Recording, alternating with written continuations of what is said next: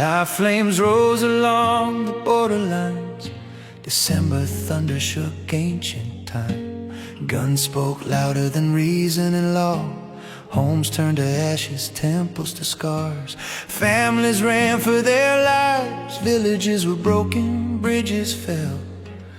From west to east, the borders burned. A war returned that should have been averted. A war returned that should have been averted. Countless families and children were affected, and thousands of lives were tragically lost. The story is written in record stones and law. Not rumors of war, not hatred or awe. In Cambodia and Thailand, the guns spoke loud. July we turned fire, December unbowed. Now let's learn a brief history. Cambodia existed when centuries were young. From Funin's rise, first century song. Chenla followed, then Angkor's flame. In 802 AD, an empire claimed its name.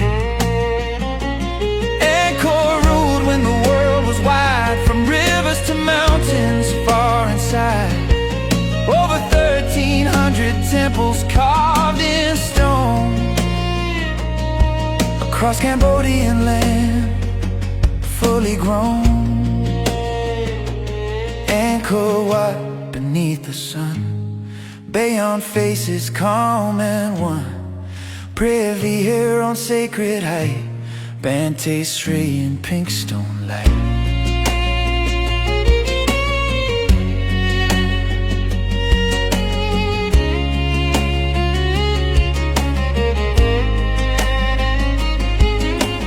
Thailand came later from Thai migration, forming states through time and movement. Sukhothai rose in 1338. Ayutthaya followed, strong but late. Cambodia was an empire of tradition, civilization, military, stone and law. Before Thailand's kingdoms began to draw, as Angkor weakened by war and drought. Power shifted, borders fought, Siamese armies crossed Khmer land.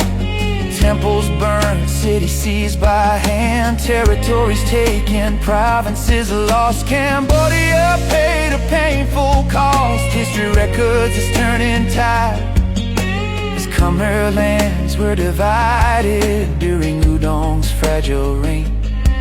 Cambodia suffered loss and change. Thailand intervened, controlled the throne for long years. Cambodia stood alone. This too is written, not denied.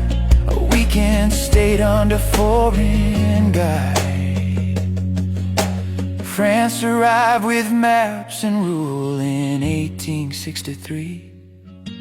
Colonial law became the tool through treaties signed and borders drawn. Key provinces slowly came back home. Siem Reap returned, but Tambang too.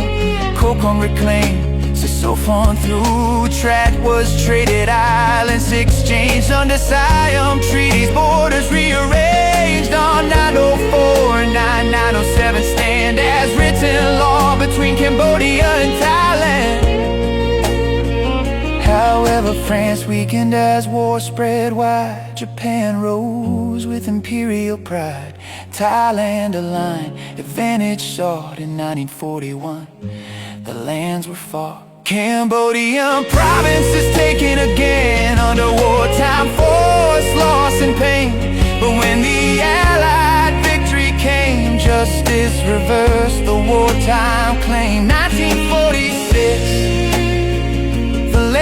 Return to Cambodia, as history confirmed.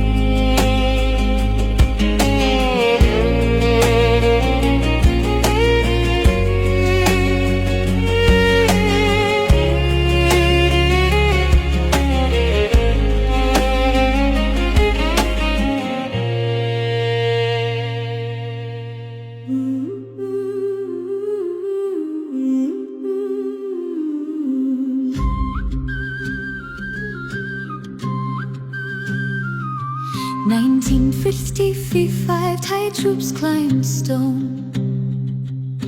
Privy Her was not left alone. Cambodia chose law, not endless war, and went to the International Court. 1962, the ruling was clear. Privy Her belongs to Cambodia here. Thailand withdrew by lawful command an ancient temple on Cumberland.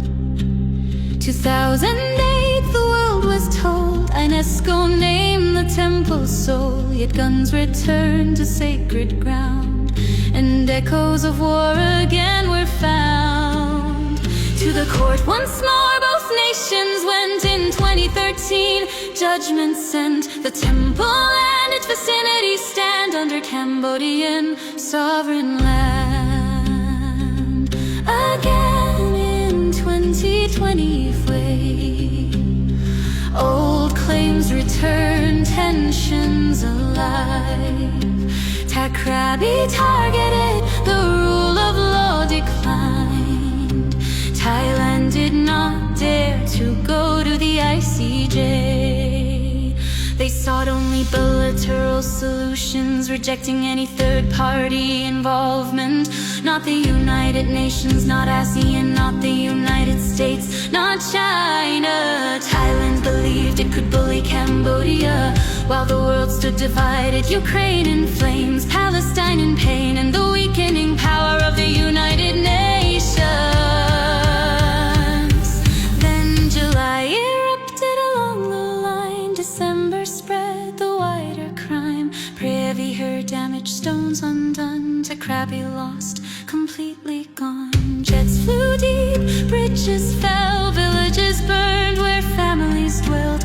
Bombs reached far beyond the line. Recorded facts, not just a sign. They say Cambodia invaded first, but then their fighter jets bombed villages and bridges and flew up to 90 km deep into Cambodia's lawful territory. An elephant armed, a horse accused, power speaks, truth subdued. Our tongues sound close, our dances too, our fists, our art, our rituals grew. They claim our temples, words and ways, say we copied from their days. But Khmer stood long before their name, an empire rose, history plain. Angkor older than Thailand's birth, so who borrowed from whom on this earth? When taken from us, it's called their right. When we reclaim, they call us thieves in fight. Dear Thailand, you already took large territories from us. Why does greed still drive you to want more? In the 21st century, if truth stays silent, pressure gone, how many more wars will we experience? How many more times must borders burn before the world decides to learn? Cambodia wants peace, not blood or pride. Enough land exists for all inside. Let nations race in minds and skill, in science, sports, and human will. What is the point of war today when progress waits another way? To achieve lasting peace, Cambodia needs to strengthen its education system, economy, and military, and build alliances. And the international community must not stand by and watch. Does the world have more effective ways of dealing with aggressive countries than simply watching? Please don't let elephants bully horses, or one day it will be your turn to suffer. We encourage the leaders of each nation to practice meditation regularly, to calm their minds and restrain greed. Calm and peaceful minds bring peace to the world. Aggressive war is an act of the past and must not stand in the present or the future. Cambodia